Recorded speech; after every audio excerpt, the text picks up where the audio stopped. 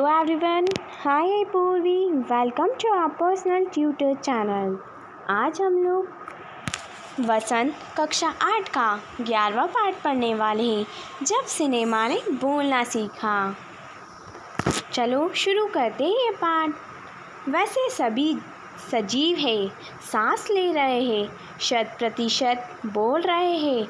78 मुर्दा इंसान जिंदा हो गए। उनको बोलते बातें करते देखो।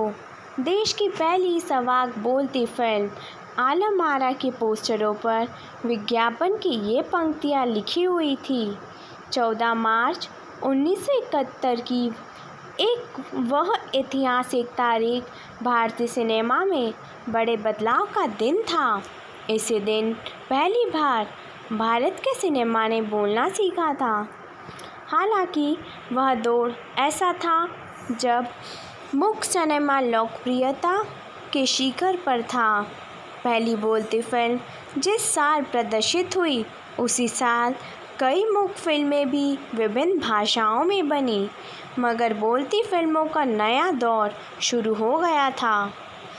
पहली बोलती फिल्म आलम आरा बनाने वाले फिल्मकार थे अर्देशीर एम ईरानी। अर्देशीर ने 1929 में हॉलीवुड की एक बोलती फिल्म शो बोट देखी और उसके मन में बोलती फिल्म बनाने की इच्छा जगी। फारसी रंगमंच के एक लोकप्रिय नाटक को आधार बनाकर उन्होंने अपने फिल्म की पटकथा बनाई। इस नाटक के कई गाने ज्यों से त्यों फिल्म में ले लिए गए। एक इंटरव्यू में अर्देशीर ने उस वक्त कहा था, जिस हमारे पास कोई संवाद लेखक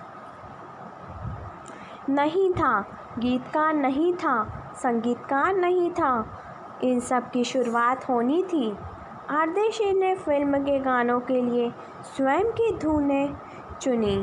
फिल्म के संगीत के महज 3 वाद्य तबला, हारमोनियम और वायलिन का इस्तेमाल किया गया। आलम आरा में संगीतकार या गीतकार में स्वतंत्र रूप से किसी का नाम नहीं डाला गया। इस फिल्म में पहले पार्श्व गायक बने WM खान। पहला गाना थे दे दे खुदा के नाम पर प्यारे अगर देने की ताकत है। आलम आरा का संगीत उस समय डिस्क फॉर्म में रिकॉर्ड नहीं किया जा सका। फिल्म की शूटिंग हुई तो साउंड के कारण ही इसकी शूटिंग रात में करनी पड़ती थी। मुख्य युग की अधिकतर फिल्मों को दिन के प्रकाश में शूट किया जाता था, मगर आलम आरा की शूटिंग रात में होने के कारण इसमें कृत्रिम प्रकाश व्यवस्था करनी पड़ी। यहीं से प्रकाश प्रणाली बनी जो आगे फिल्म निर्माण का जरूरी हिस्सा बनी। आलम आरा ने भविष्य के कई स्टार और टेक्नीशियन तो दिए ही, अर्देशीर की कंपनी तक ने भारतीय सिनेमा के लिए 150 से अधिक मुख्य और लगभग 100 सवाक फिल्में बनाई। Alam Ara film Arabian nights जैसी फैंटेसी थी। फिल्म ने हिंदी उर्दू के मेल वाली हिंदुस्तानी भाषा को लोकप्रिय बनाया। इसमें गीत, संगीत तथा नृत्य के अनोखे संयोजन थे। फिल्म की नायिका जुबेदा थी, नायक थे विट्ठल। वे इस दौर के सर्वाधिक पारिश्रमिक पाने वाले स्टार थे। उनके चयन को लेकर भी एक किस्सा काफ़ी चर्चित है। विट्ठल को उर्दू बोलने में मुश्किल आती थी। पहले उनका बतौर नायक चयन किया गया, मगर इसी कमी के कारण उन्हें हटाकर उनकी जगह महबूब को नायक बना दिया गया। विट्ठल नाराज हो गए और अपना हक पाने के लिए उन्होंने मुकदमा कर दिया। उस दौर में उनका मुकदमा मोहम्मद अली जिन्ना ने लड़ा, जो तब के मशहूर वकील हुआ करते थे। विट्ठल मुकदमा जीते और भारत की पहली बोलती फिल्म के नायक बने। उनकी कामयाबी आगे भी जारी रही। मराठी और हिंदी फिल्मों में वे लंबे समय तक नायक और स्टंटमैन के रूप में सक्रिय रहे। इसके अलावा आलम आरा में सोहरब मोदी, पृथ्वीराज कपूर, याकूब और जगदीश सेठी जैसे अभिनेता भी मौजूद रहे। आगे चलकर जो फिल्म युद्ध के प्रमुख स्तंभ बने। यह फिल्म 14 मार्च 1931 को मुंबई के मैजेस्टिक सिनेमा में प्रदर्शित हुई। फिल्म 8 सप्ताह तक हाउसफुल चली और भीड़ इतनी उमड़ती थी कि पुलिस के लिए नियंत्रण करना मुश्किल हो गया था। समीक्षकों ने इसे भड़कीली फैंटेसी फिल्म करार दिया था, मगर दर्शकों के लिए यह फिल्म एक अनोखा अनुभव थी। यह फिल्म 10,000 फुट लंबी थी और इसे 4 महीने की कड़ी मेहनत से तैयार किया गया था। स्वाक फिल्मों के लिए पौराणिक कथाओं, पारसी रंगमंच के नाटकों, अरबी प्रेम कथाओं को विषय के रूप में चुना गया। इनके अलावा कई सामाजिक विषयों वाली फिल्में भी बनी। ऐसी ही एक फिल्म थी खुदा की शान। इसमें एक किरदार महात्मा गांधी जैसा था।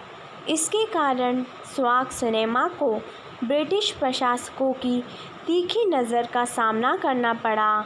स्वैग सिनेमा के नए दौर की शुरुआत करने वाले निर्माता निर्देशक अर्देशिर इतने विनम्र थे कि जब 1956 में आलम आरा के प्रदर्शन के 25 वर्ष पूरे होने पर उन्हें सम्मानित किया गया और उन्हें भारतीय स्वाक फिल्मों का पिता कहा गया, तो उन्होंने उस मौके पर कहा था, मुझे इतना बड़ा खिताब देने की ज़रूरत नहीं है।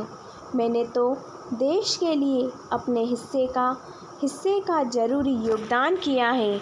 जब पहली बार सिनेमा ने बोलना सीख लिया, सिनेमा में काम करने के लिए पढ़े लिखे अभिनेता अभिनेत्रियों की ज़रूरत भी शुरू हुई, क्योंकि अब संवाद भी बोलने थे। सिर्फ अभिनय से काम नहीं चलने वाला था। मुख्य फिल्मों के दौर में तो पहलवान जैसे शरीर वाले, स्टंट करने वाले और उछल कूद करने वाले अभिनेताओं से काम चल जाया करता था। अब उन्हें संवाद बोलना था और गायन की प्रतिभा का कद्र भी होने लगी थी। इसलिए आलम आरा के बाद आरंभिक स्वाक दौर की फिल्मों में कई गायक अभिनेता बड़े पर्दे पर नज़र आने लगे। हिंदी उर्दू भाषाओं का महत्व बढ़ा। सिनेमा में ध्येय और तकनीक की भाषा की जगह जन प्रचलित बोलचाल की भाषाओं का दाखिला हुआ। सिनेमा ज़्यादा देसी हुआ। एक तरह की नई आज़ादी थी, जिससे आगे चलकर हमारे दैनिक और सार्वजनिक जीवन का प्रतिबिंब फिल्मों में बेहतर होकर उभरने लगा। अभिनेताओं अभिनेत्रियों की लोकप्रियता का असर उस दौर के दर्शकों पर खूब पड़ रहा था। माधुरी नाम की फिल्म में नायिका सुलोचना की हेयर स्टाइल उस दौर में औरतों में लोकप्रिय थी। औरतें अपनी केश सज्जा उसी तरह कर रही थी। अर्देशिर ईरानी की फिल्मों में भारतीय के अलावा ईरानी कलाकारों ने भी अभिनय किया था। स्वयं आलम आरा भारत के अलावा श्रीलंका, बर्मा और पश्चिम एशिया में पसंद की गई। भारतीय सिनेमा के जनक फाल्के को स्वाक सिनेमा के जनक अर्देशिर ईरानी की उपलब्धि को अपनाना ही था, क्योंकि वहाँ से सिनेमा का एक नया युग शुरू हो गया था। बच्चों, I hope you enjoy this video.